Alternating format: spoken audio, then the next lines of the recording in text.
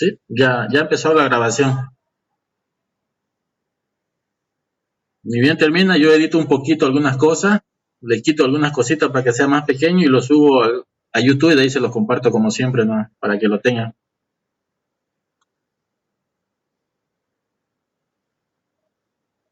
Como les digo, por cualquiera, ya sea Zoom, esta de Webex, o si quieren la de Microsoft Teams, si quieren probamos, igual los voy a grabar y lo voy a subir a YouTube. Podemos ver la comparativa, ver de la calidad de video, porque si bien este Webex no tiene una buena calidad al grabar. Esa es la diferencia que he encontrado con Zoom, ¿no? Zoom me permite grabar en mejor calidad. Aunque ya editando, ya yo le doy un zoom a los comandos, digamos, de DOS, todo eso, y ya ustedes pueden verlo más cerca. Pero ya es un trabajito siempre, ¿no? Ahorita estamos en Webex de Cisco.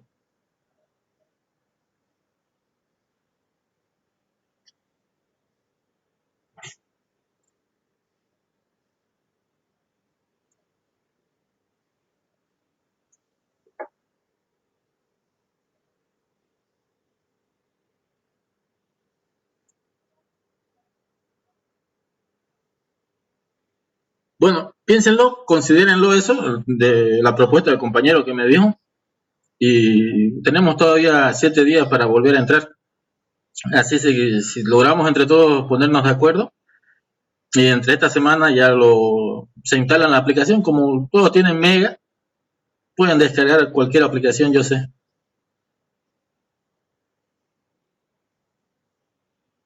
Bien, ya, sin mucha vuelta, ya somos casi todos los del grupo.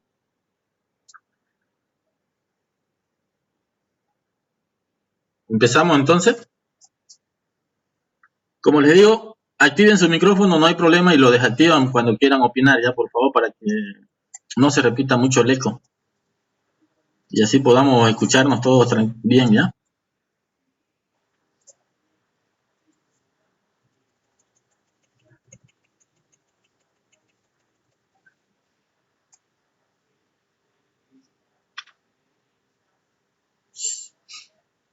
Como les dije, hoy vamos a ver la unidad 1 del sistema operativo, que es INF 413.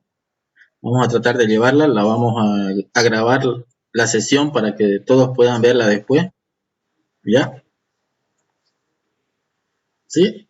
La unidad 1 es administrador de la información, en la cual ustedes van a tener conocimientos completos de lo que es administrar un sistema operativo, lo que es manejar los archivos dentro de ese sistema operativo, tanto como copiar, crear, borrar, recuperar archivos. Algunos nos permiten recuperar archivos, otros no, depende de la extensión del archivo,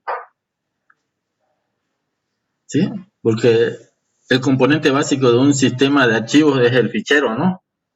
Sin esos ficheros no podríamos trabajar, y es donde está nuestra información, ¿sí? Y ustedes van a ser los encargados, digamos, de administrar esos archivos y facilitar su uso, ¿ya? Tanto en la memoria como en la memoria secundaria. ¿Cuáles son las memorias secundarias o memorias terciarias? Ya ustedes han llevado sistema operativo 1, ¿no es? Deberían saber esos conceptos. ¿Cuál es la memoria principal? ¿Cuál es la memoria secundaria? ¿Y cuál es la memoria terciaria? ¿Se recuerdan? ¿Cuál es la memoria primaria?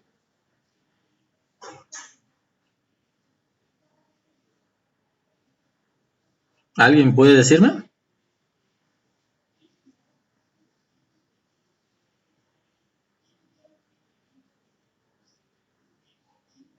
¿Nadie?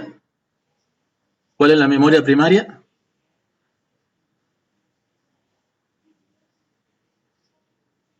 Ah, memoria.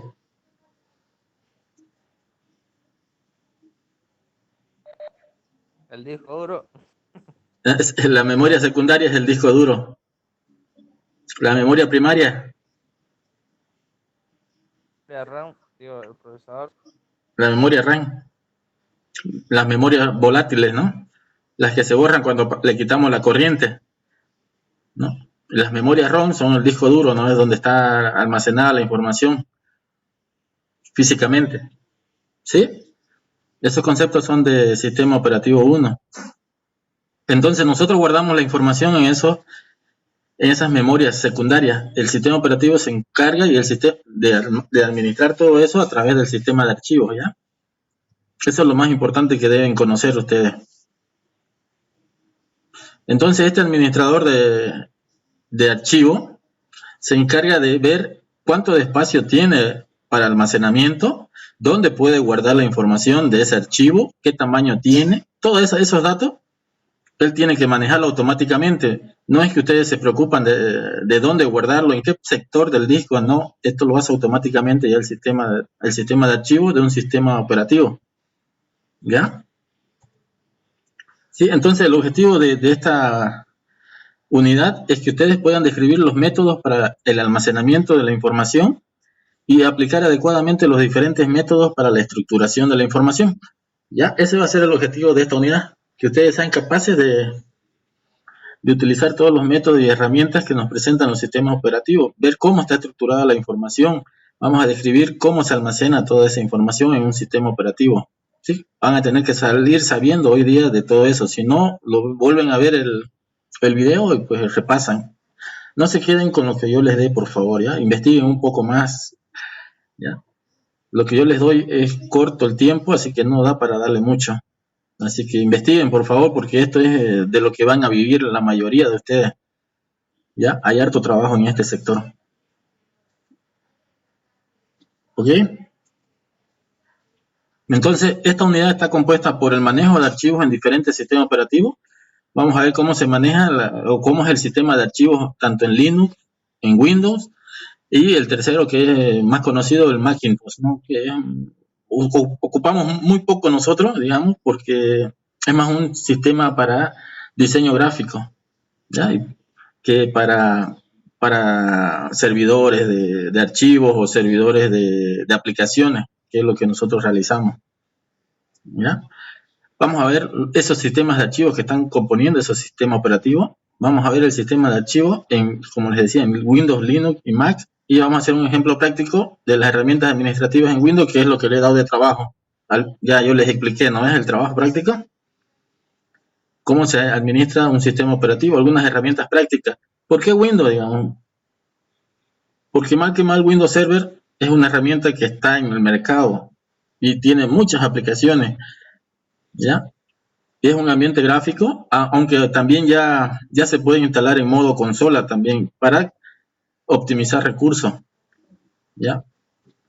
Pues bien, entonces, ¿cómo está estructurada la información? ¿Cómo están estructurados los archivos dentro de un sistema operativo? Todos sabemos que se guardan dentro de carpetas, ¿no? Vemos las carpetas, creamos las carpetas de nuestros archivos y los vamos metiendo ahí, los vamos organizando. La información básica en cualquier sistema operativo es el archivo. ¿Está bien? ¿Vamos bien o voy muy rápido? ¿Qué dicen? Sí. Ahora, de un sistema operativo, por ejemplo, Linux, ahí ustedes conocen el sistema operativo Linux, está representado por un pingüino, ¿no? Aunque ahora ya hay muchas familias derivadas de Linux, de muchos otros sistemas operativos, ¿sí? El pingüinito ya ha ha pasado a un segundo plano y ya cada sistema operativo de Linux tiene un icono propio, ¿no? Tanto CentOS como Ubuntu, como varios que ustedes deben conocer esas distros, como dice el compañero, ¿sí?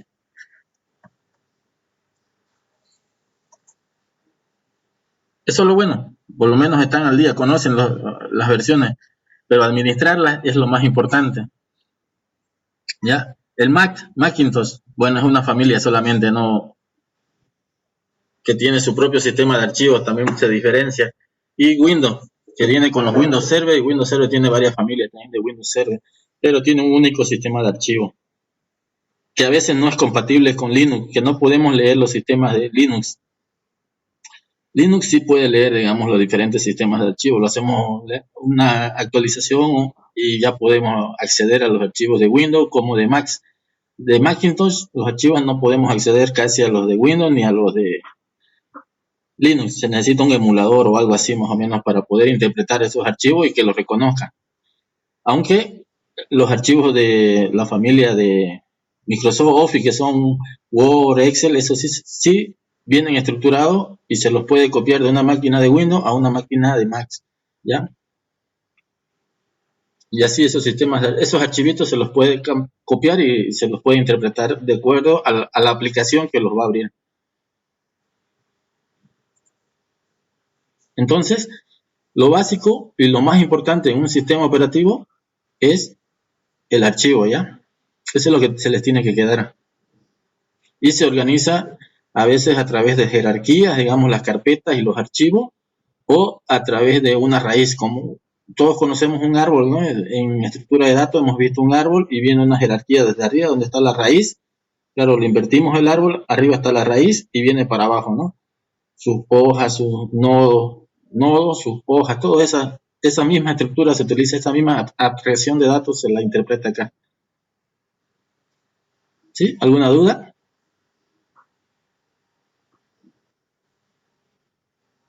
Es interesante ver este sistema de archivos, van a poder ver que es necesario conocer.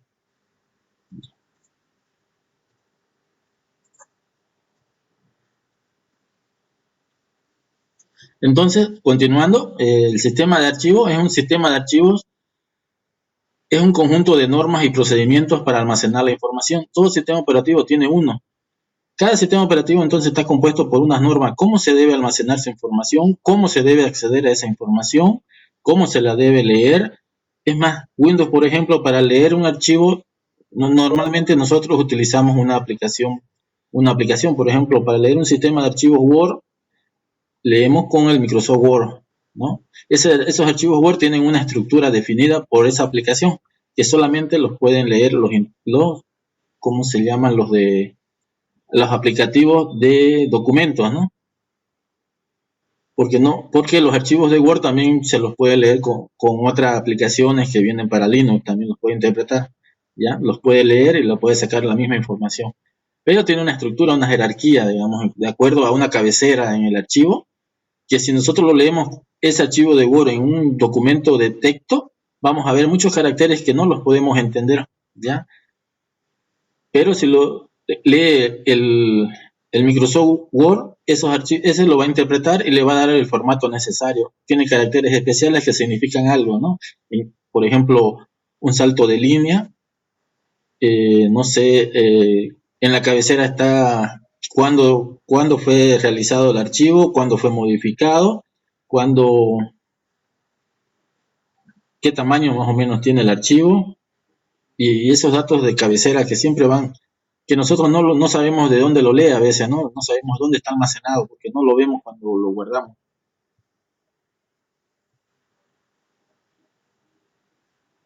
¿Ok? Eso es lo referente a cómo administra un sistema operativo sus archivos. En cada sistema operativo tiene sus propias normas, entonces su propio conjunto de normas y procedimientos para almacenar la información. Eso es lo importante en cada sistema operativo, ¿ya? Entonces, un archivo es un conjunto independiente de datos, como una foto o un texto. Hay diferentes tipos de archivos, como vamos a ver más adelante. En cada sistema operativo se maneja entonces los archivos de forma diferente. Por ejemplo, Windows le pone un nombre y le pone una extensión, o como yo les digo, un nombre y un apellido, ¿no? A través de ese apellido sabemos quién es el programa que lo utiliza. Por ejemplo, la extensión XLS lo abre Excel. El MPG sé que es un video, ¿no? Normalmente esos datos en Windows no vienen habilitados, ¿no? Tenemos que habilitarlos para ver la extensión, ¿sí? Cuando Windows enciende y nosotros vamos instalando las aplicaciones, entonces esas aplicaciones se van guardando en el sistema operativo su icono, ¿no? Tienen un icono que los diferencia. Ese icono reconoce la extensión y automáticamente Windows le pone a los archivos de XLS, le pone un icono de Excel, ¿no? Y sabemos que es de Excel. Al MPG le pone un icono de video y así a los TXT le pone un icono de texto, ¿cierto? Que nos facilita la vida a los usuarios, ¿no? Pero si no tuviéramos esa ayuda, ¿cómo íbamos a saber con qué aplicación abrirla? Esas cosas las que tenemos que entender bien, ¿sí? ¿Hay alguna duda por aquí?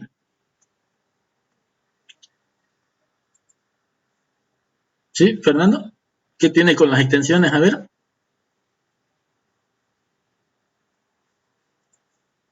¿Que no le entiende o le entiende las extensiones?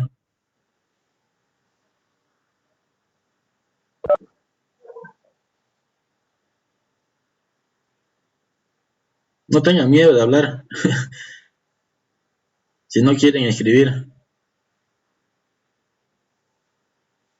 Exacto. Es más, nosotros podemos cambiarle el icono a cada aplicación si es que queremos que sea diferente, ¿no?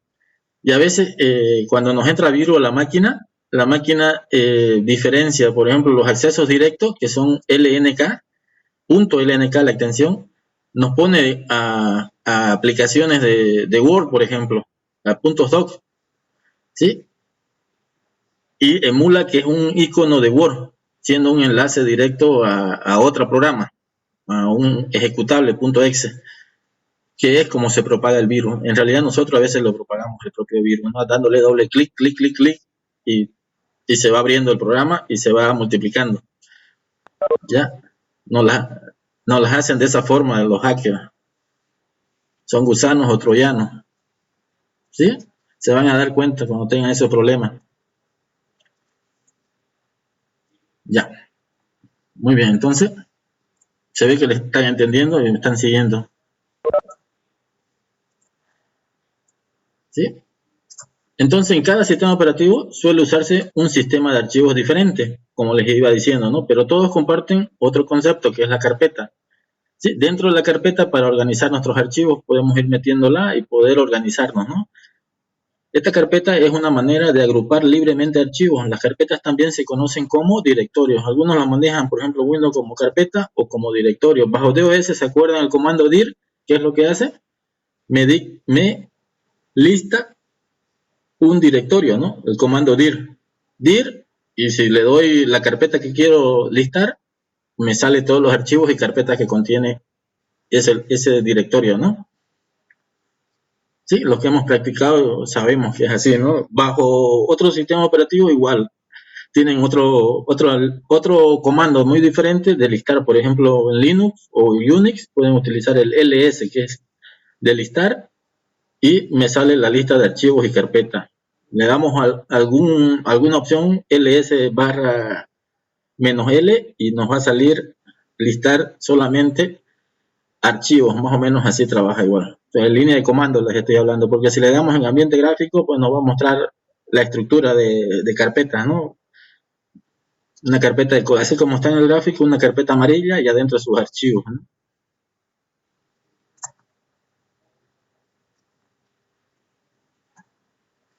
¿Sí? ¿Está bien? ¿Se entiende? ¿Se entiende esta diapositiva y las anteriores?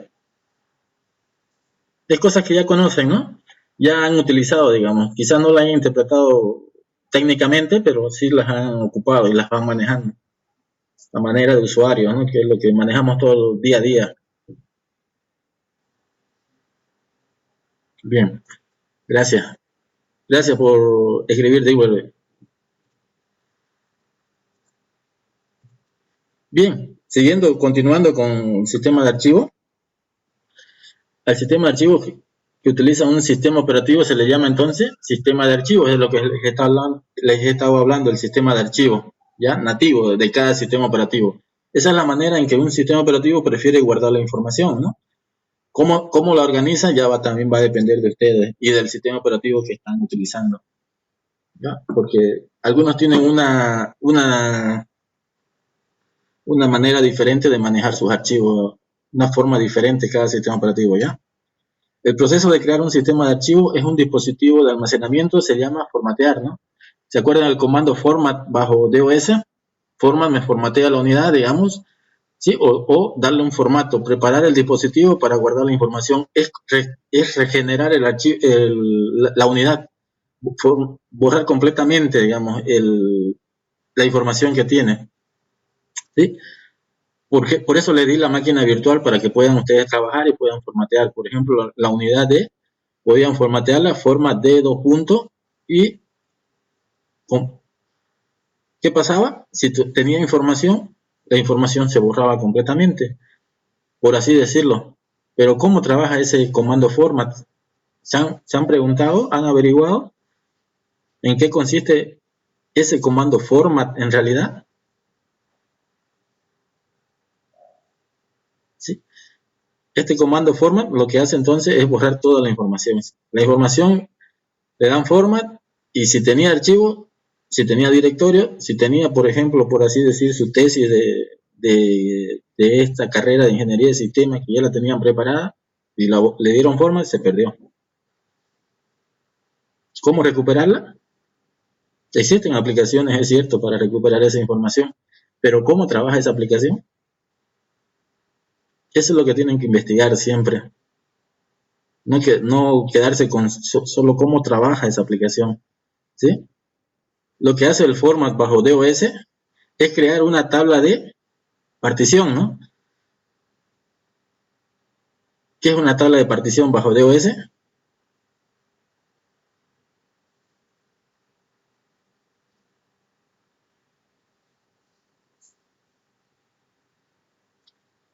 Ahorita lo vamos a ver de todas formas para que no tengan problemas, ¿ya?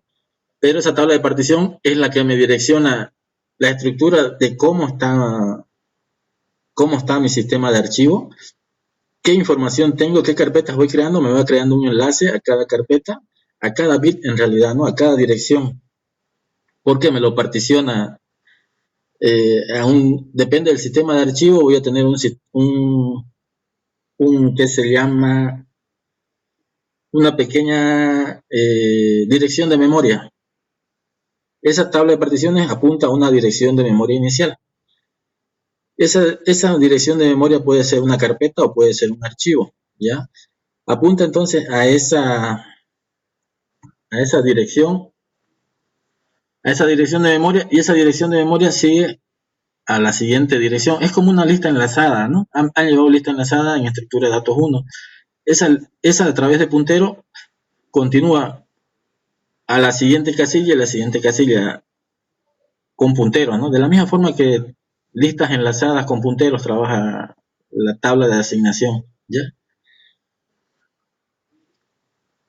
¿Sí? Cuando formatean ustedes, lo que hace es borrar esos enlaces, esos punteros, y la información que está en esos punteros se borra y no apunta o ya no está direccionado, sino lo deja en nulo. Apuntando a nulo y ya no apunta a la dirección de memoria. Y por eso que cuando ustedes hacen un format, les da, por ejemplo, el total del dispositivo que han formateado. Si es una memoria de 2 GB, pues pueden utilizar los 2 GB. Aún así, la dirección de memoria, cuando recuperan la información, esos programas, lo que hacen es encontrar un enlace y seguir la secuencia de la lista enlazada a través de los punteros. Y es por eso que recuperan información, mientras no hayan escrito otra cosa, no hayan copiado más información y sobreescrito las direcciones de memoria. Esa es la forma más o menos de cómo recuperar información cuando ustedes formatean. Por eso es que algunos programas son rápidos en buscar la información. Lo que hacen es encontrar esas direcciones de memoria y continuar los punteros tras puntero, digamos. Y el tamaño de la información o la información que contenía ese archivo. ¿Vieron? Interesante, ¿no?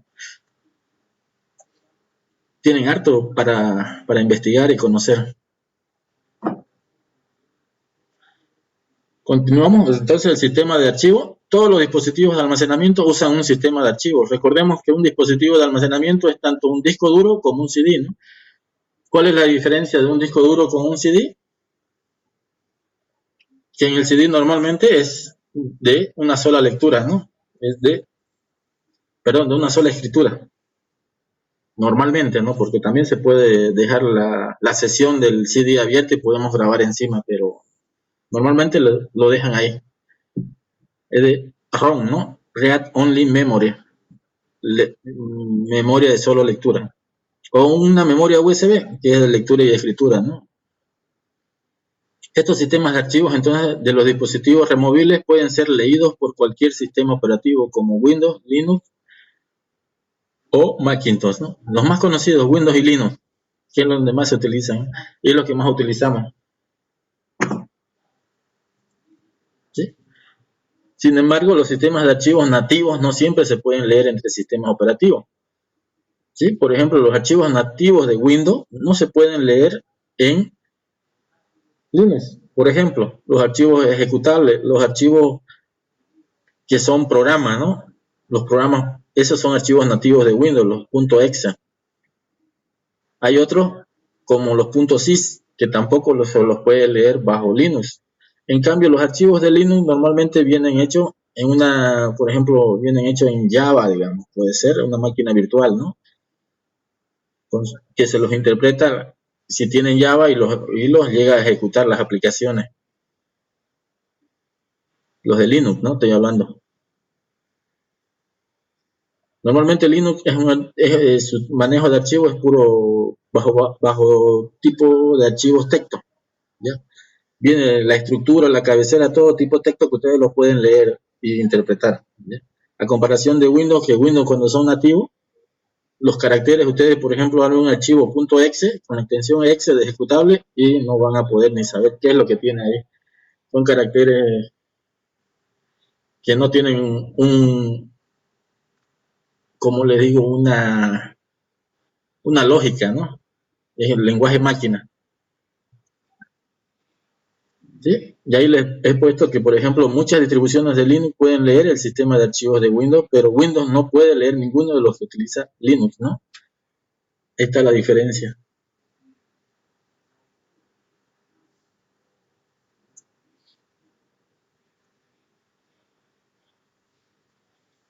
Bueno, nosotros, como les dije, vamos a ver los sistemas que utilizan Windows, que son los FAT, NTFS y otros más que han venido mejorando. Vamos a ver también en los de Linux, cuáles son los sistemas de archivo que maneja Linux, algunos, y a complementar con el de Macintosh, ¿no?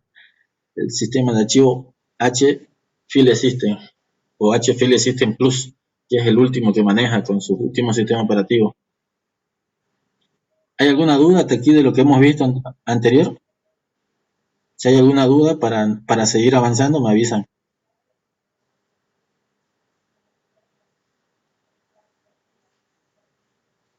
¿Vamos bien?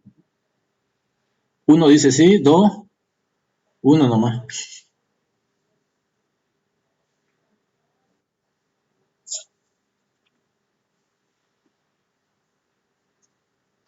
Dos dicen sí.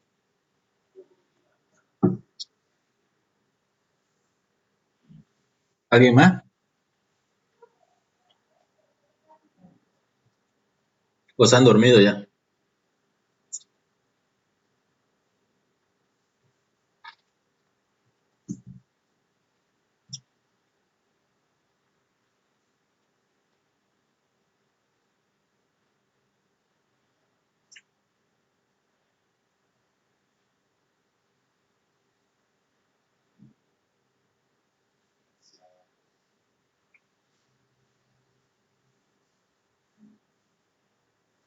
Bueno, entonces vamos a ver entonces el sistema de Windows, que son los FAT, cómo empezó los sistemas de archivos FAT. ¿Sí? ¿Qué quiere decir FAT? File Allocation Table, ¿sí? Tabla de ubicación de archivos, ¿no? Ese es el más importante que manejaba el sistema de archivos FAT, que ustedes ahorita ya lo están utilizando con el sí, con el DOS. Más o menos eso se guardaba en el disco duro a través de un bloque. Lo más importante es el bloque, ¿no? Tamaño, por ejemplo, el FAT12 empezó con un tamaño de bloque de 4K bytes, ¿no? ¿A cuánto equivale 4K bytes?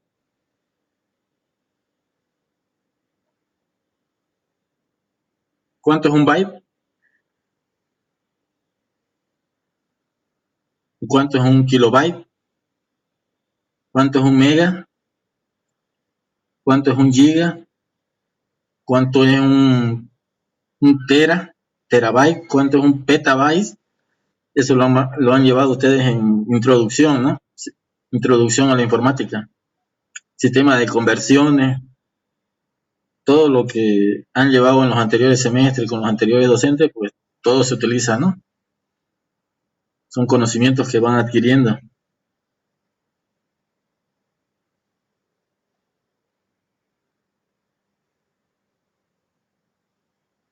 Entonces, este sistema de archivo, en sus orígenes, en 1970 más o menos, cuando empezó con DOS, venía casado con Unix.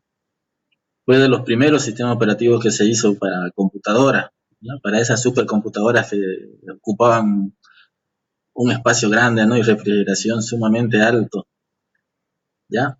Empezó entonces con el FAT12, con original, dice, en 1970. De ahí progresó al FAT16 y al FAT32, con el Windows 95.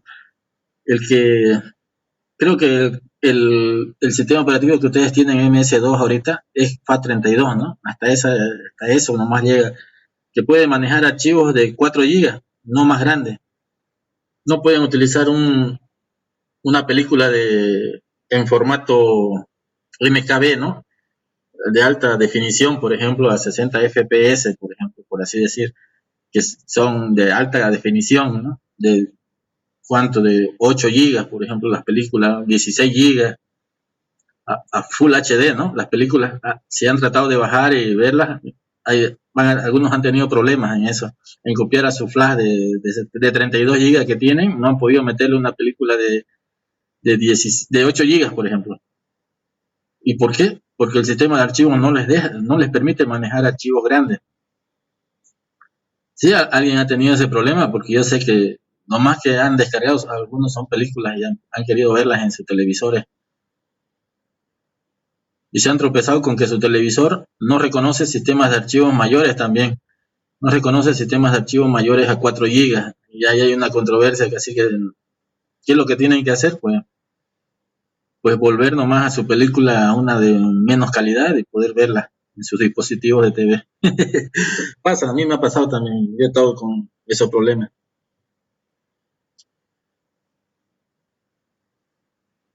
Sí, todos esos datos, y por qué a veces uno dice y no se da cuenta por qué tenemos esos problemas de que no puedo almacenarlo en mi unidad USB, y si ya logro cambiar el sistema de archivo, ¿por qué el dispositivo no puede leerlo donde lo estoy insertando?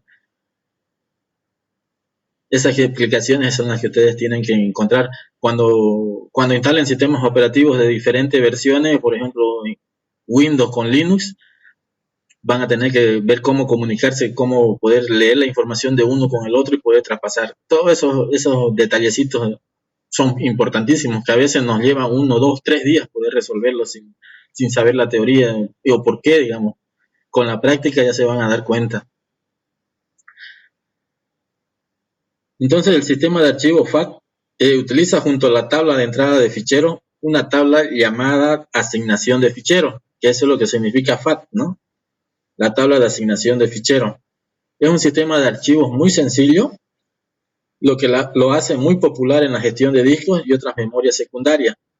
No se olviden cuáles son las memorias secundarias, ¿no? Las memorias primarias, ¿sí?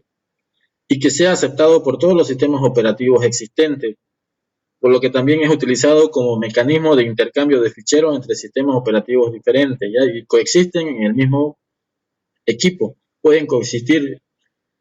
A veces se utiliza estos sistemas de archivos FAT para traspasar información de Windows a Linux y viceversa, porque un sistema de archivos Windows que esté con NTFS puede leer los anteriores, como son FAT32, y los archivos Linux también pueden interpretar estos archivos FAT, ¿ya? Por eso se lo utiliza para intercambio, ¿ya? Este sistema de archivos utiliza sobre todo lo que es un bloque, ¿ya? Un bloque. Este bloque es el que define el tamaño que va a tener cada pedacito de archivo.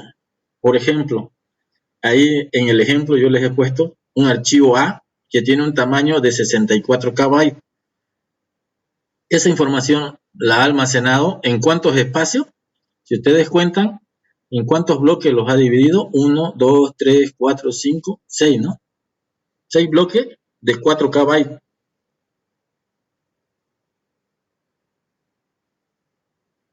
Esos son los bloques que he utilizado desde el 0 hasta el 16. Son 16 bloques. No son 4 o 6. Son 16 bloques. Esos 16 los multiplican por 4 y les tiene que dar 64 KB, ¿cierto? 16 por 4, ¿cuánto es?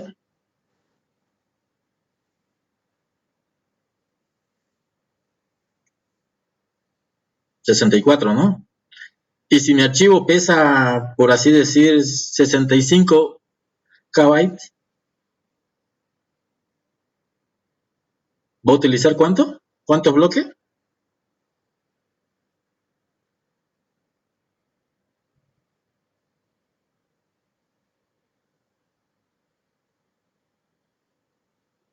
¿Me sigue?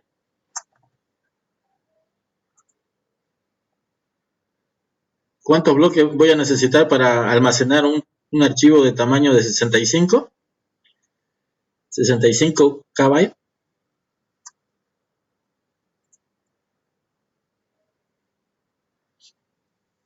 ¿Alguien sabe? Según el ejemplo, para 64 utilizo 16 bloques. Cada bloque está compuesto por 4K.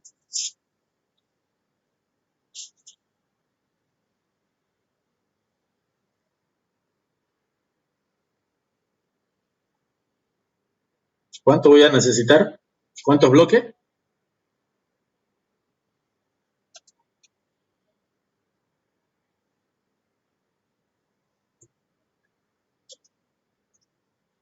¿Me pueden decir?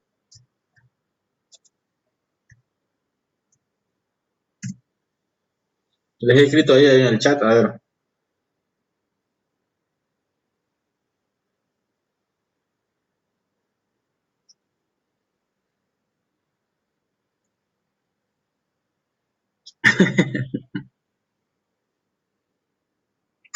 A ver, recapitulando.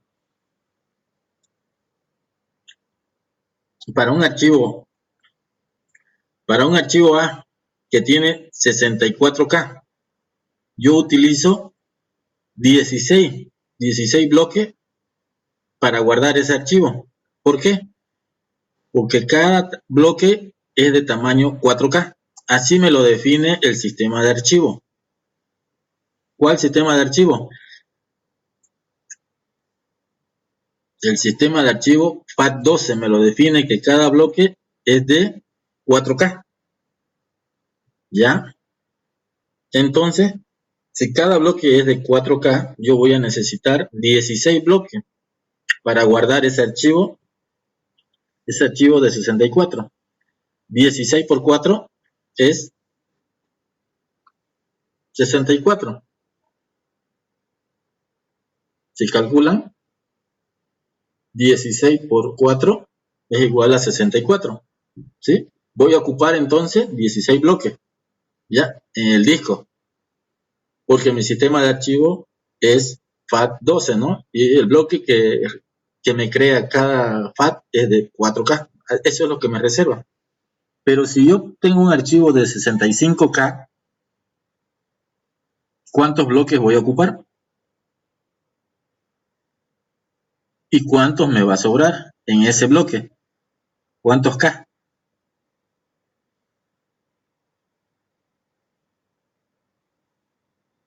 ¿Sí? Pues voy a ocupar 17 bloques, ¿no? Para guardar 65K.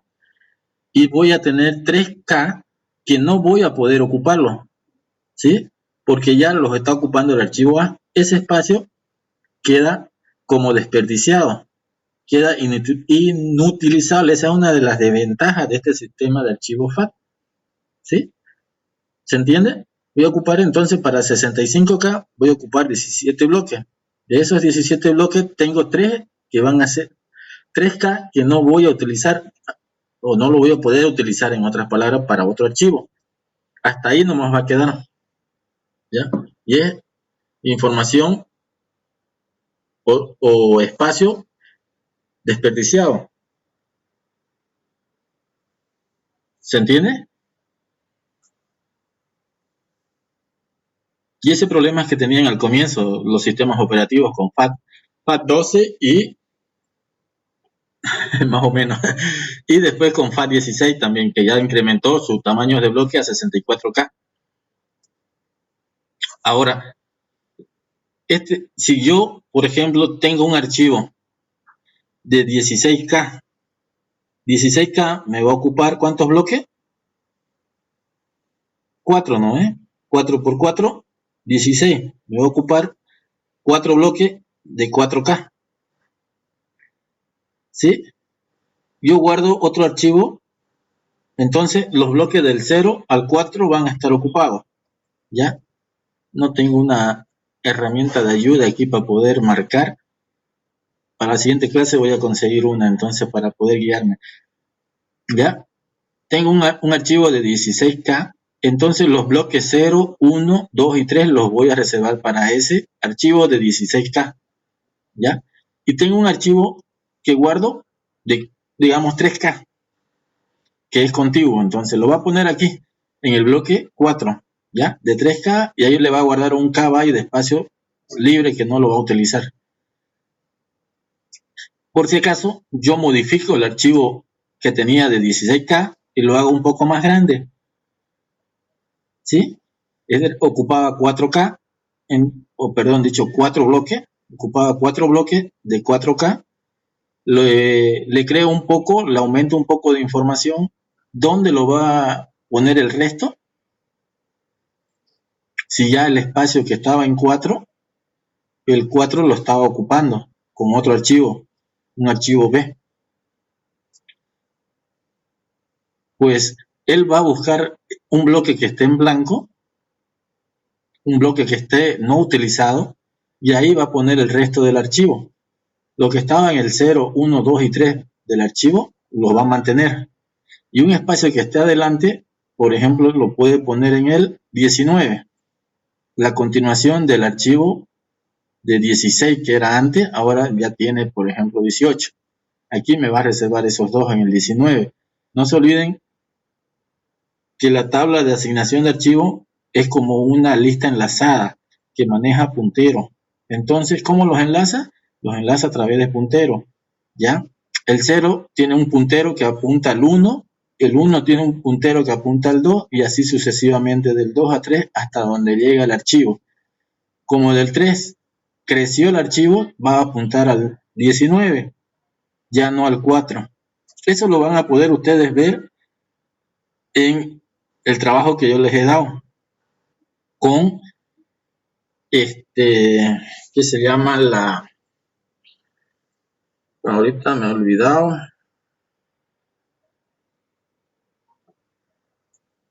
un ratingo, de fragmentación de disco, ya con la defragmentación.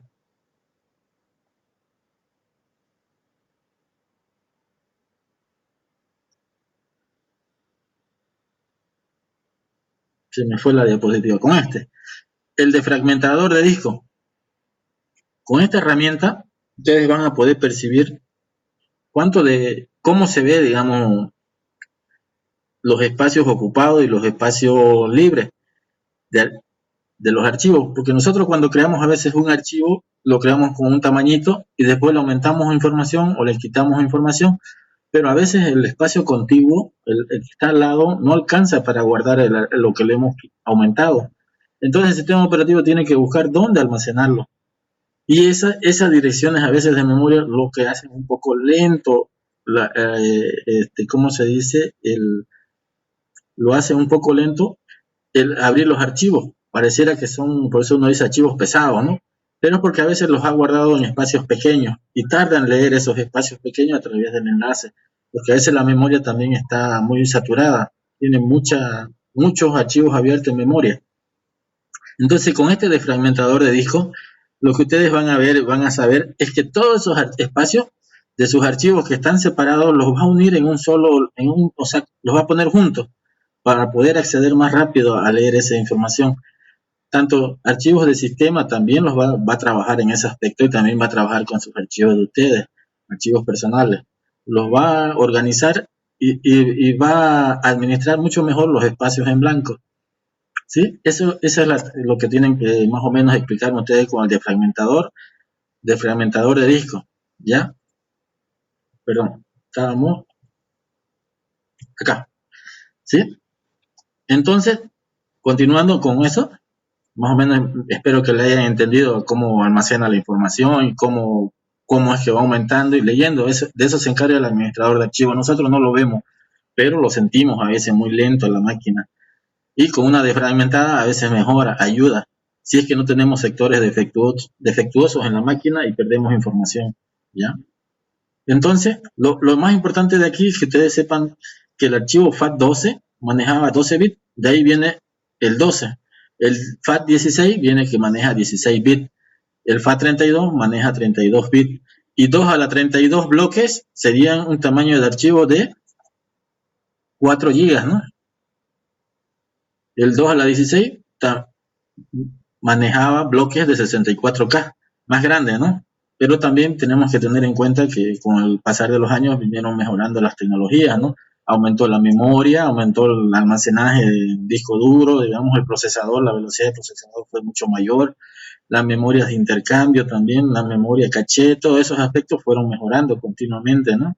Por eso es que se ha permitido manejar tamaños de archivos más grandes y poder redimensionar muchas cosas. Que ustedes ya me imagino que lo manejan, lo usan, pero no se han puesto, digamos, a pensar un poquito. Por ejemplo, el sistema de archivos de su celular, ¿no? Android, ¿no? Es Linux. Maneja archivos, qué tipos de archivos maneja, hasta qué tamaño. A veces cuando quieren instalar una aplicación para hacer algo, no sé, por así llamarlo, indebido, digamos, ¿no?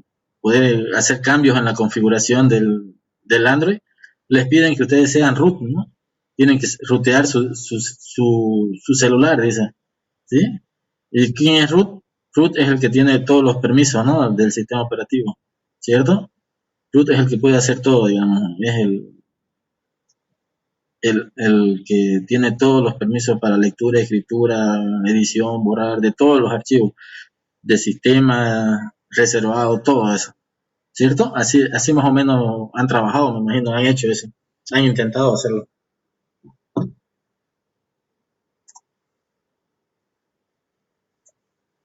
¿Sí? ¿Vamos bien? ¿Se entendió más o menos lo que es el FAT?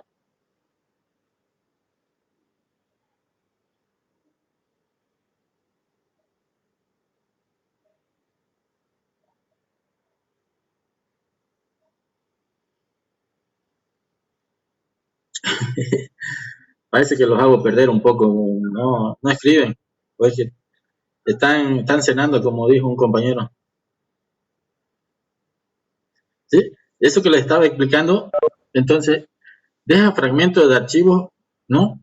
Que no se ocupan, a veces que son borrados, digamos, lo que con el tiempo hace más lenta la lectura de esos archivos y la escritura, porque va dejando espacios sin ocupar, espacios que no se los puede volver a ocupar, ¿ya?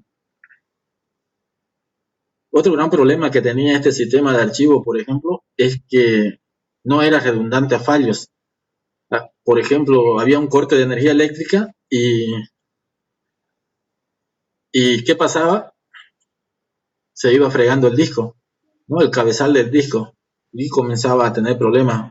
Aparecían los sectores defectuosos que no se podían leer.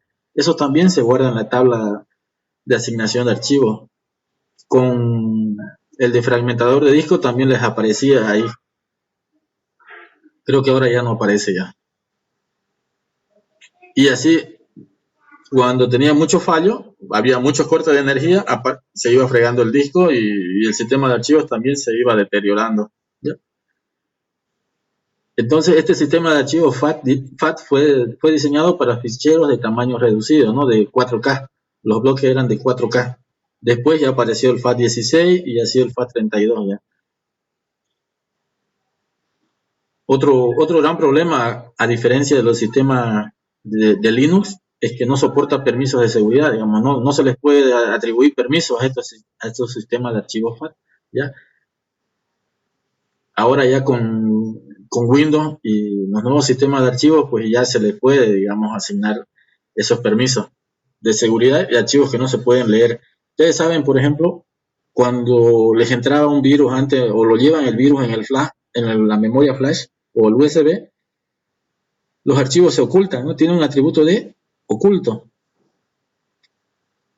¿cierto? ¿Qué es lo que hace? Hace ocultar a todos los archivos que tienen en su memoria y pareciera que los ha borrado, ¿no? No aparecen. Les ha pasado mucho. Se borró mi información, dice. Pero en realidad lo que ha hecho es simplemente cambiarle un atributo y les ha puesto atributo de oculto. Tienen un comando ustedes bajo DOS, el attrib, que es para ver ese aspecto. Quitar y poner atributo. Si lo han utilizado, van a comprender de lo que les estoy hablando.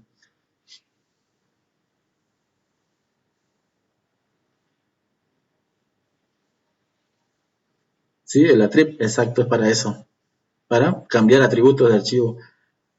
Cuando ustedes instalan Windows, en Windows el atributo de oculto ya viene digamos, predefinido para no ver ese tipo de archivos, ¿no? Archivos ocultos. Ustedes pueden cambiarlo y dejarlo siempre visible, el atributo de oculto. Ver archivos ocultos del sistema operativo, ¿no? En propiedades de carpeta. ¿Por qué es bueno tenerlo activo eso? Porque así van a ver si han tenido algún problema con virus, ¿no? Normalmente cuando meten la unidad flash del USB, si está activo o los archivos ocultos, van a ver la montonera de archivos o virus, digamos, en otras palabras, que traen, digamos, en su USB. Es muy importante entonces saber bajo DOS la trip o bajo Windows, ¿ya?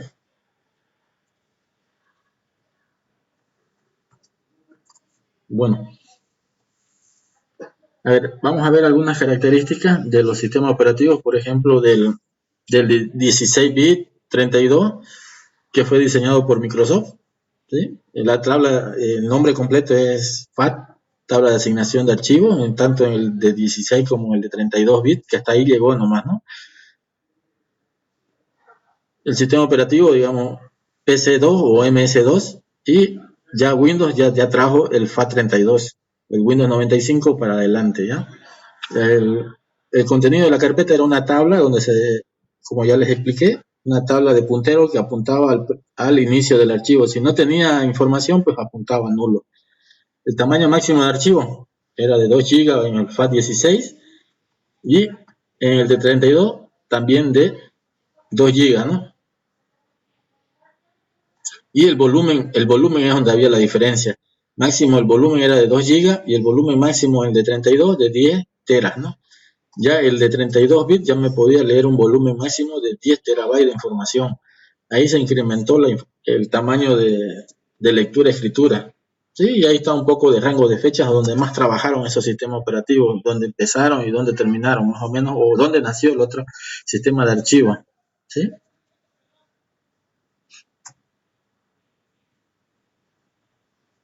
Sí, hasta esos rangos de fechas podían trabajar. Después de ese sistema de archivos FAT hubieron algunos problemas, así que decidieron implementar otro sistema de archivos, los de Microsoft. Ya ya vino diseñado para servidores, ya, el NTFS, ¿no? New Technology File System, sí, sistema de archivo de nueva tecnología de Microsoft. Esta familia venía entonces especialmente para sistema operativo de servidores. Y después ya con Windows XP, ya después de tener un problema grande con Windows 2000 Millennium, el Windows Millennium fue un desastre, ¿no? Si leen un poco de historia van a saber que no dio mucho. Por eso fue que salió el Windows XP y cambió todo. Y estuvo mucho tiempo trabajando el Windows XP hasta hace unos cuantos años, ¿no? Que dejaron de prestar actualizaciones. Aunque algunos computadores todavía siguen trabajando, pero no pueden actualizar y tienen muchos fallos de seguridad, ¿sí? Después ya los Windows Server, o desde el Windows NT que apareció el NTFS, fueron adoptando y se fue separando. El Windows NT se transformó en Windows Server y los Windows, pues vino Windows XP, Windows 7, Windows 8 y hasta la actualidad que tenemos el Windows 10, ¿no? Que utilizan ese sistema de archivo. ¿Sí? El tamaño máximo que ya podían leer este sistema NTFS es de 16 teras. ¿Sí? Con este ya pueden poner sus películas en alta calidad, ¿no? Y el tamaño máximo del volumen que puede manejar de información es de 256 terabytes. Ese es el tamaño máximo de volumen que puede manejar la tabla de asignación de archivos, ¿ya? Y más o menos desde el 1993 con Windows NT hasta la actualidad maneja de fechas de información, dicen. ¿Vieron?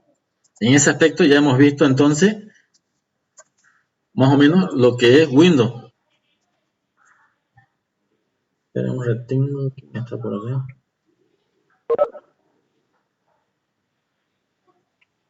Voy a cerrar una ventana. Ya. ¿Sí? Ese es el que conocemos actualmente, el NTFS, ¿no? Pero a pesar de eso, Microsoft ha puesto otro sistema de archivos más actualizado todavía. Siempre Microsoft queriendo trabajar y mejorar, ¿no? Queriendo ligarnos a sus sistemas de archivos. Este sistema de archivos es el HPFS, High Performance File System, ¿no? Sistema de archivos de alto rendimiento. Para que este sea compatible sobre todo con los sistemas Linux, OS2 y FreeBSD. El OS2 es de IBM, ¿no? Y el Free ya es los que vienen con Unix, derivaron de Unix estos sistemas, estas distros, como dicen, ¿no? Tamaño de máximo de archivos, pues el tamaño máximo es ilimitado, dicen, ¿no? Que puede manejar. Y el tamaño máximo de volumen, pues hasta 2 teras, dicen, ¿no? Sí, igual que el NTFS, que es el más difundido a comparación de este HPFS, ¿sí? Fueron hechos casi a la par, ¿sí? No es muy difundido el HPFS, no lo van a ver mucho en la actualidad, ¿ya? Después tenemos, bueno, paremos un poquito aquí, a ver, ¿tienen dudas de aquí? En cuanto a los sistemas de Windows, sistemas de archivos o tipos de sistemas de archivos de Windows, el FAT, FAT12, FAT16, FAT32, NTFS o el HPFS, eso es lo que van a encontrar en el mercado. Normalmente el NT, ¿no? El que manejamos tanto en Windows XP, si ustedes le dan un botón derecho a su sistema de archivo, van a encontrar que manejan el NT que está instalado. Ya no manejan el sistema FAT. Pero en sus memorias pendrive USB ustedes manejan cuando lo formatean en FAT32 o algunos ya FAT16, fuera mucho para archivos pequeños, ¿no? Esas cositas, esos detallecitos ustedes lo manejan sin querer, sin saber a veces. Cuando formatean su memoria USB, les pregunta, ahí tiene una opción que le dice qué tipo de sistema de archivos quiere ponerle a esa memoria, si FAT16, FAT32 o NTFS, le dice, o otro sistema de archivos si es más, si su programa de formateo es mucho más extenso, digamos, y tiene para sistemas Linux, ¿no? Lo manejan, yo sé que lo manejan, porque muchos han tenido problemas con virus. Y dice, mi memoria está con virus, me ha borrado la información y para poder sacar esa información yo tengo que formatearlo, dice, siendo que la información está oculta y automáticamente ustedes son los que borran la información, no el virus. He visto muchos esos casos en muchas personas.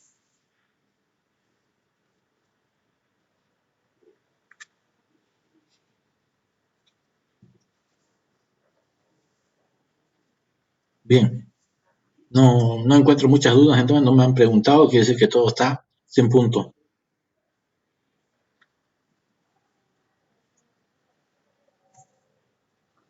Como nosotros hemos hecho el trabajo de sistema operativo del DOS, MSDOS, Microsoft Disk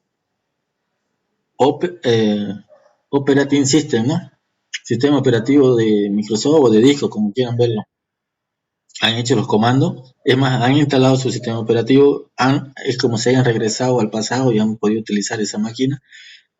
Han manejado su editor de texto, que es el Edit, han podido utilizar, como les estaba mostrando, la trip y muchos otros comandos, ¿no? Esa es la intención de que puedan manejar, digamos, cómo se trabajaba antes, bajo DOS, ¿no? Antes utilizaban un disquete, ahí tenían los 4 archivos más importantes, como eran el BAT, el SYS y el .com, y esos archivos prendían la computadora y después metían otro disco y podían trabajar, porque el sistema operativo residía en la memoria, una memoria tan pequeña de de 2 megas, 8 megas, 16 megas, ¿no?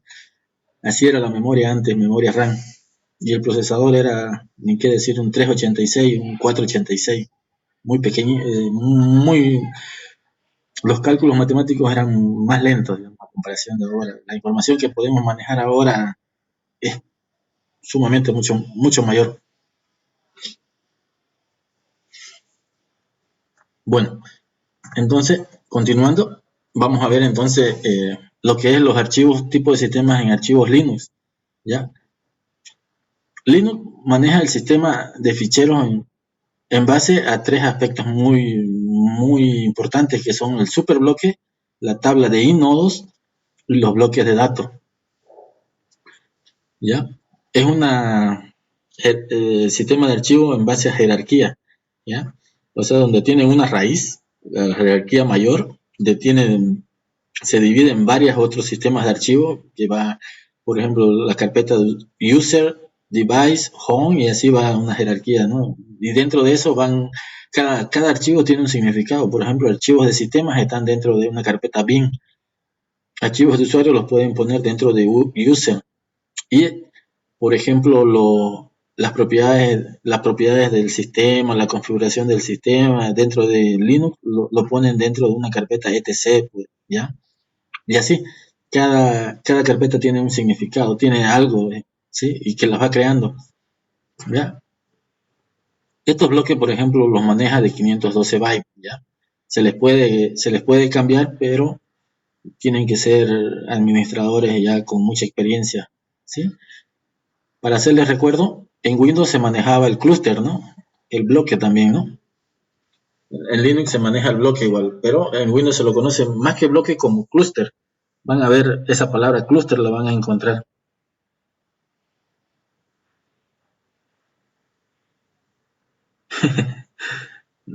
Hay unos mensajes aquí que veo en el grupo: quedé sin batería, yo sin mega, no acabó, aún no, seguimos, ya. Bueno, por lo menos seguimos, ya como se está grabando se los voy a compartir.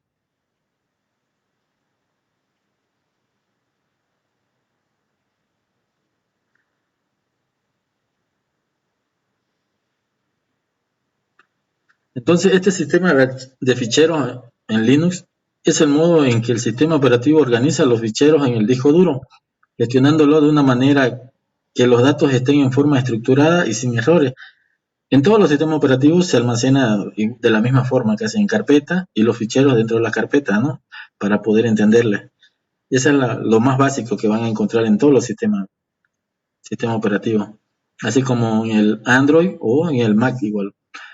La estructura de estos ficheros en Linux es una estructura jerárquica, como les dije, ¿no? Es de forma de un árbol invertido.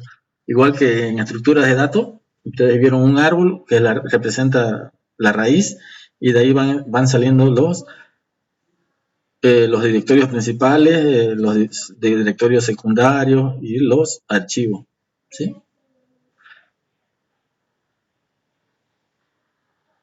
Entonces, el sistema de ficheros de Linux nos permite entonces al usuario crear, borrar y acceder a los ficheros sin necesidad de saber el lugar exacto donde se encuentra la información.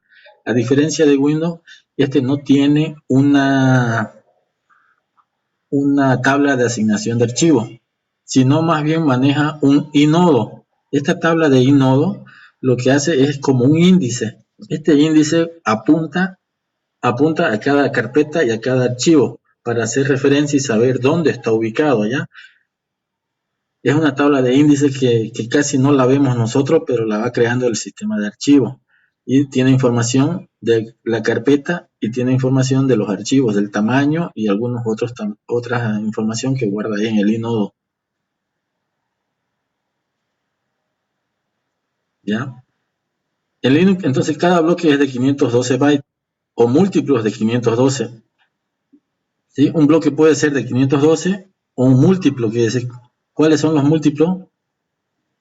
El siguiente, por ejemplo, 512 viene, ¿cuánto?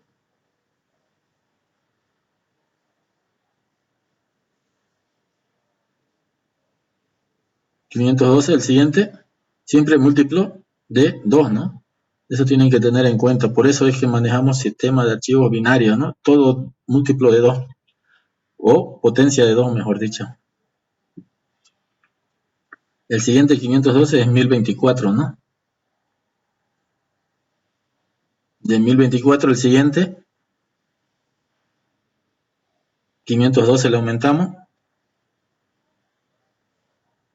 y así sucesivamente, ¿ya?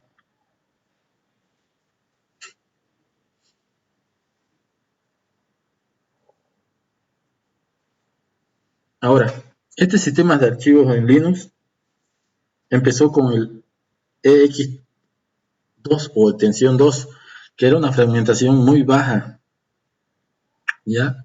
Fue de los primeros que se implementó bajo los sistemas de archivos Linux. Estamos hablando de Linux, no Unix, ¿ya?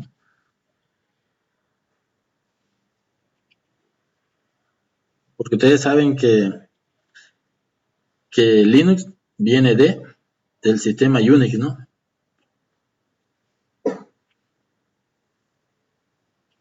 Esta extensión 2 era como un sistema estándar antes. Por los que se creaban todas las distros venía con EXT2. Tenía un problema que hacía una fragmentación muy baja, ¿ya? Era una continuación de extensión 1 o extensión EXT nomás, ¿ya? Que fue el más básico antes que el EXT2. Dicen que, bueno, también los recursos tenían que ver mucho. Teníamos un hardware más lento, así que el manejo de archivos también era un poco lento cuando se manejaba archivos muy grandes, ¿ya?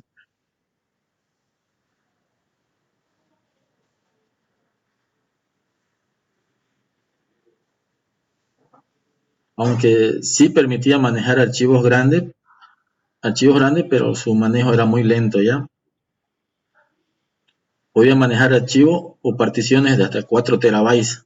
O sea, podíamos crear unidades, extensiones de 4 terabytes, ¿ya? Y los ficheros de hasta 2 gigas de tamaño.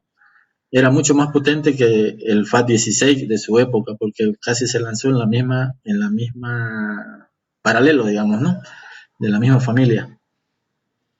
Proporcionaba nombres de ficheros largos de hasta 255 caracteres, a comparación del FAT.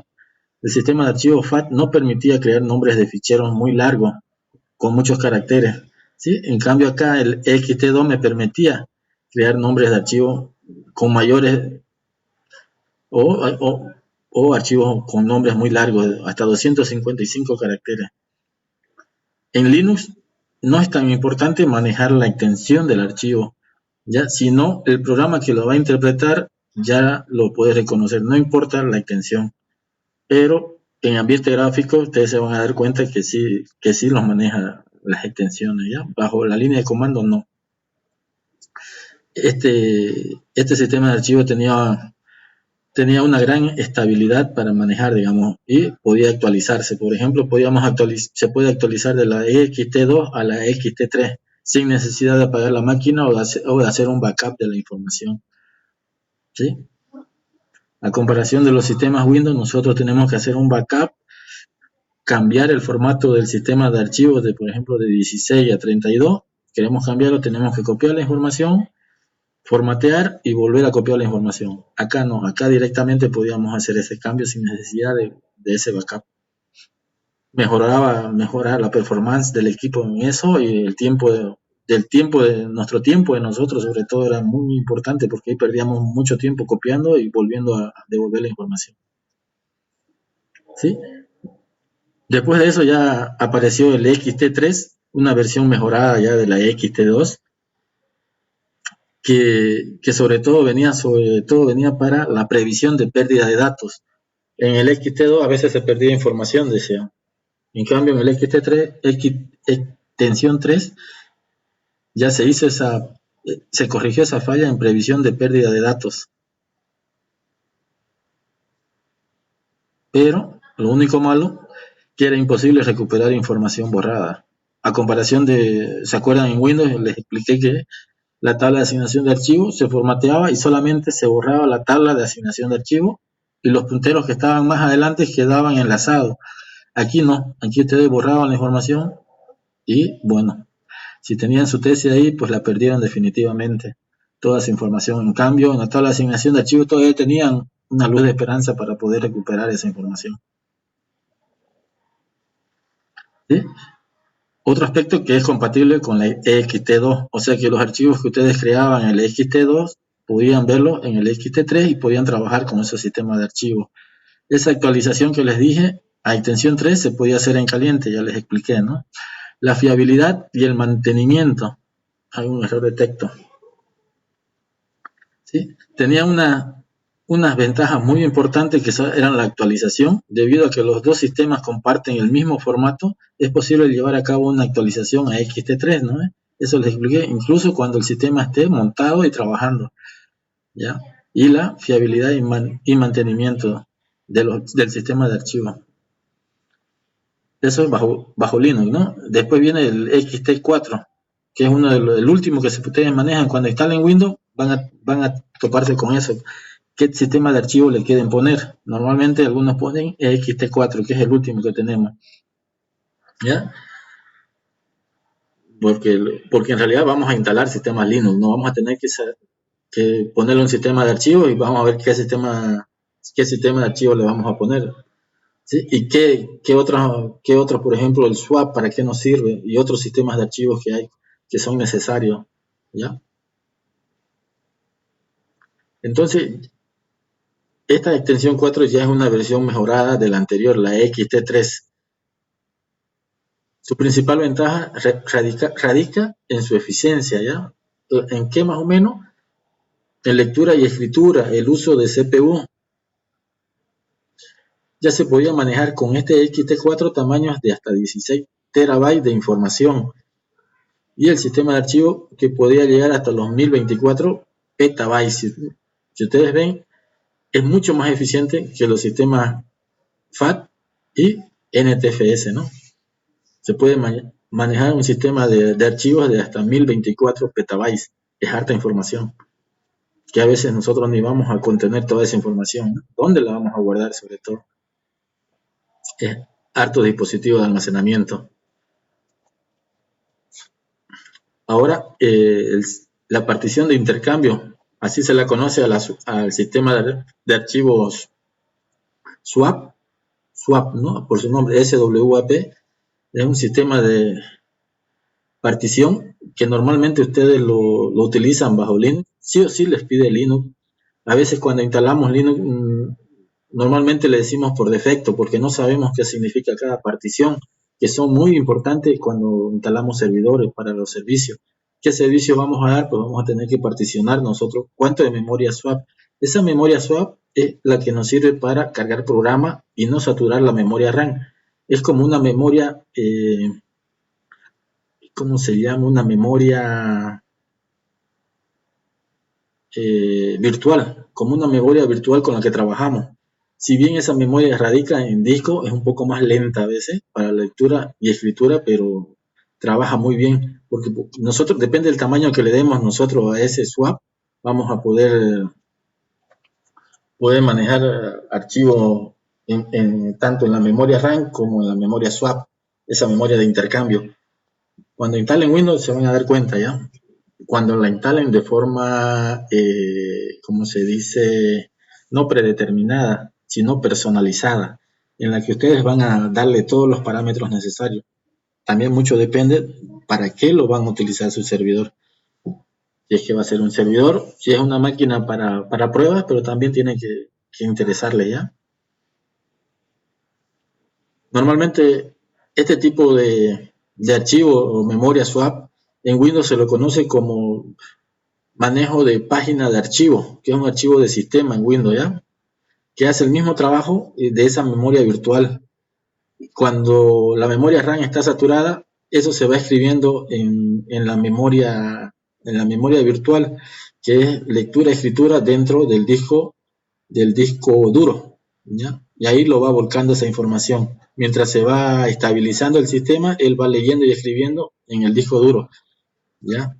Es lo mismo casi, a diferencia de que eso se ocupa cuando hay problemas de memoria RAM. En cambio, en Linux no, él lo utiliza todo el tiempo a manera de eficiencia al CPU, porque hay procesos que no necesitan, digamos, estar colgados en memoria RAM y sí en la memoria swap, ya esa memoria de intercambio, los va llevando. Eso lo administra el sistema de archivo. Es una de los potenciales, de las ventajas que tiene Linux. Aparte de esto, digamos, de estos sistemas de ficheros que aquí está como el Razer File System también de última generación, que les he puesto ahí para que lo tengan en consideración, digamos, que es de última generación, me comí una T, incompatible con últimas herramientas, ¿ya? ¿Por qué incompatible? Normalmente no se lo utiliza mucho este sistema de ficheros o este sistema de archivos Razer, ¿ya? Y las aplicaciones que hacen los programadores o los desarrolladores utilizan simplemente con extensión 4, no utilizan Razer. Y al no utilizar para Razer, digamos, si lo crean para Razer y nuestro sistema tiene un sistema XT4, no va a funcionar. Lo que lo hace un poquito inestable, ¿no? Está en una fase experimental, dicen, ¿no? Por eso es que no se lo ocupa mucho. ¿Ya? ¿Hay dudas por aquí por Linux? Ya vamos por el segundo sistema operativo, sistema de archivos de Linux. Hemos visto Windows, hemos visto Linux, nos tocaría un poquito de Mac, ya casi culminando, ¿no? ¿Hay duda? ¿Qué dicen, compañeros? ¿O se han dormido allá?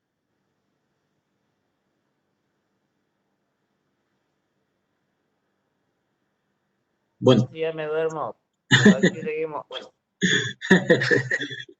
Ya, sigamos entonces con el sistema de archivos Mac, ya para ir culminando, que es normalmente este tipo de sistema de Mac empezó con el MFS, que era el Macintosh File System, ya, el de Macintosh venía, así empezó. Vino después este HFS para cambiar un poco, digamos, los problemas que tenía el MFS. El otro era, el MFS venía sobre todo para dispositivos extraíbles, ya que los disquetes, antes las sistemas o las computadoras Apple, ¿no? De Macintosh, pues eran para diseño gráfico y el sistema operativo venía en un disquete, no como ahora, ¿no? Que necesitamos mucho más espacio. Antes un disquete era de 512K y ahí venían los archivos del sistema y más las aplicaciones, ¿ya? En el disquete se metía a la disquetera y comenzaba a encender la máquina y podíamos trabajar, hacer por ejemplo en 1980 y pico, los diseñadores gráficos trabajaban ahí, los que hacían los periódicos y otras aplicaciones podían trabajar y ahí desarrollaban todo su trabajo. Para que ustedes vean la diferencia de esa época a nuestra época, cuánto manejaban de información, 512 ya era suficiente y venían las aplicaciones ahí. ¿Sí?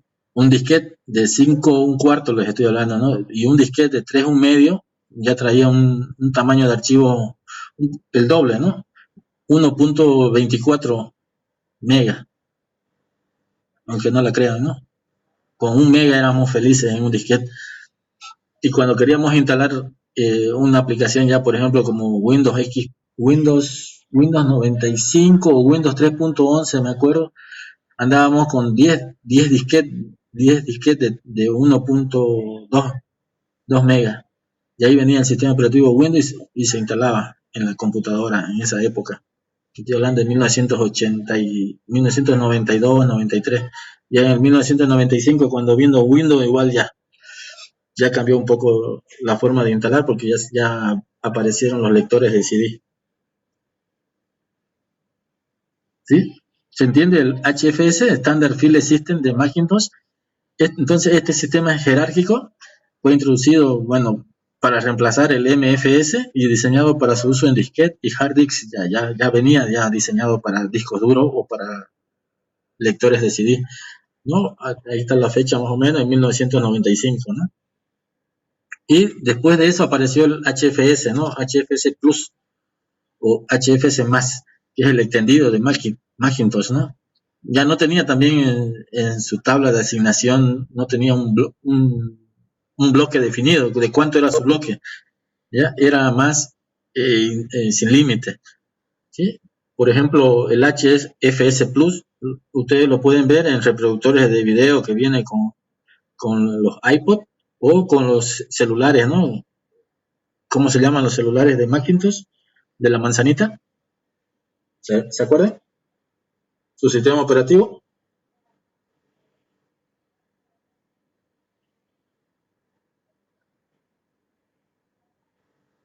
¿Cómo se llaman esos celulares?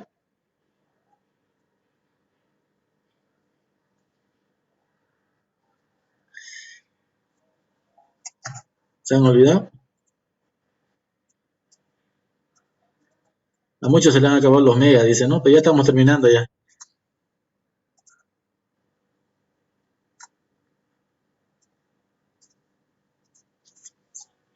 ¿No se acuerdan cuáles son los celulares de la manzanita? ¿Nada? ¿No me sigue?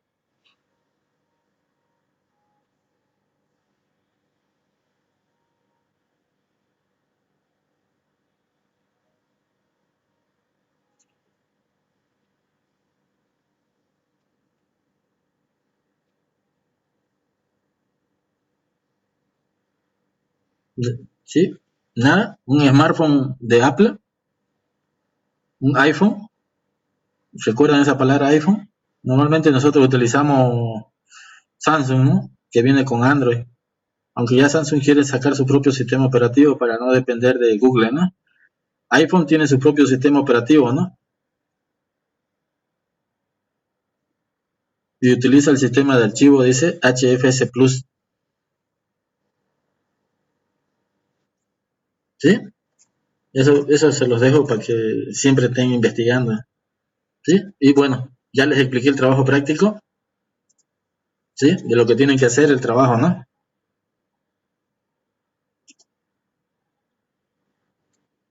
¿Sí?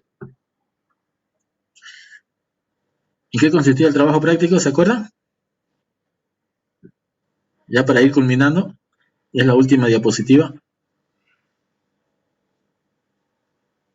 Pues para no perder mucho tiempo, el trabajo práctico consiste en que ustedes me puedan describir estas herramientas de Windows, que son herramientas administrativas del sistema operativo. El administrador de equipo, qué funciones tiene, para qué me sirve. También el defragmentador y optimizador de unidad. ¿Qué información puedo sacar del sistema? Ya en esa tercera opción. El programador de tareas, para qué me sirve, qué puedo hacer. Y el visor de eventos. ¿Qué información me da cuando, por ejemplo, hay algún problema, digamos, ¿no? Si hay un error de algo, ese visor de eventos me va a avisar. Existen otras como el de servicios, por ejemplo, que yo tengo. A veces yo instalo algún servicio, por ejemplo, SQL Server, ¿no? Ahí en servicios yo lo puedo reiniciar, apagar o encender, ¿no? O puedo saber si está apagado o encendido, en qué estado está también dentro de servicios, que no los he puesto, pero es importante que ustedes vayan sabiendo cómo administrar. O el firewall de Windows también. Firewall de Windows, ¿para qué me sirve esa opción entre las herramientas administrativas? ¿Qué puedo hacer? El firewall de Windows lo puedo desactivar, lo puedo activar, puedo, no sé, para la red activar solamente activar para otras cosas. Eso a detalle tienen que saberlo. ¿Está bien? Y bueno, los orígenes de datos que son ODBC de 32 bits y orígenes de datos ODBC de 64 bits, que también se los dejo a consideración que ustedes investiguen ya, todas las que están ahí, es bueno que las conozcan. ¿Sí? ¿Hay dudas hasta aquí? Para ir culminando ya, para ir despidiéndonos. La tarea, por si acaso, está en la plataforma, la pueden subir en un archivo PDF para hacerles recuerdo, ¿no? Un archivo PDF no mayor a 5 megas, por favor, en formato PDF. No les va a aceptar otro formato como DOC o, por así decir, PNG de foto o JPG. Traten de poner unas cuantas imágenes porque las imágenes hablan por sí solas y describan un poco qué hace cada herramienta, ¿no? El defragmentador de disco, por ejemplo, es muy importante que lo conozcan y lo utilicen. Es bueno hacer esa defragmentación de disco por lo menos una vez al año. Ayuda harto en la eficiencia, ¿qué se llama? En lo que se hace lenta la máquina con el tiempo, en la apertura de sus archivos, todo eso. ¿Listo? Si no hay duda, si no hay duda, quedamos aquí.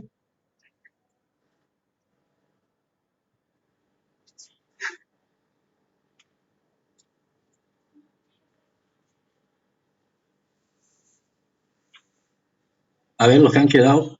Shirley, Nelson, Merlin, Eusebio, Erwin, Dalton, Armando, ¿qué pueden decir?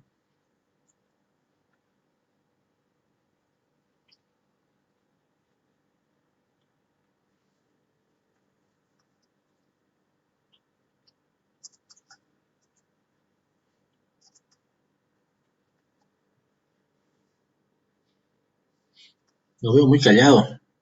No quieren participar mucho.